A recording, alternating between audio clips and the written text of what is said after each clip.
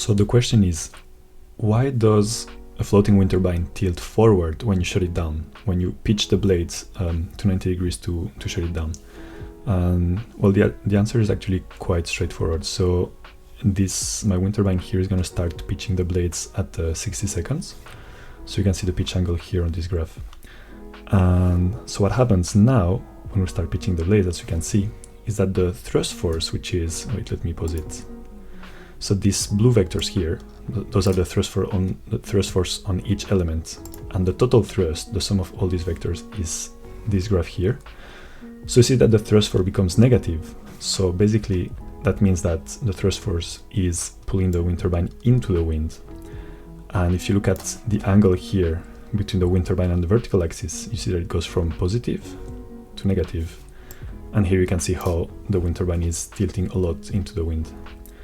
So yeah, so it's actually quite simple. Is when you start pitching the blades, the wind turbine starts motoring, so the thrust force is negative, and that pulls the wind turbine into the wind.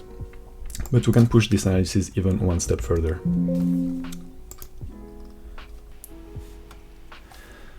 Okay, so this is a simpler model, just so that the simulation goes a bit faster. So I'm going to open the velocity triangle here and just close this to have a bit more space so that we can see what's going on.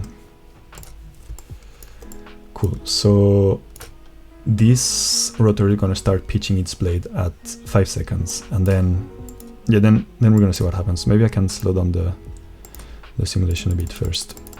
So here you can see the pitch angle, which is 0 now, and this red vertical line is the angle of attack.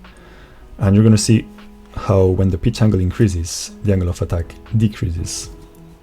Maybe I can add this a bit. Yeah, there you go. And as the angle of attack decreases, the lift force, or the lift coefficient here, this shows the lift coefficient, is going to decrease until it becomes negative. And because the drag is so small, most of the force is just due to the lift. So when the lift force becomes negative here, you see that the total force, which is the black vector, becomes negative as well. And then the thrust, which is this blue vector here, which you can also see here, also becomes negative. And that is pulling the wind turbine into the wind. Yeah, so if I start a simulation again, you can see how my airfoil keeps pitching until we're completely into the wind, and then the aerodynamic loads are basically super small. Cool, so I hope that this helped. If this was useful, you can like and subscribe to the channel, and if you want to see other videos like this, please let us know in the comments what could be useful, and we'll try to make a video about it. Cool, see you around.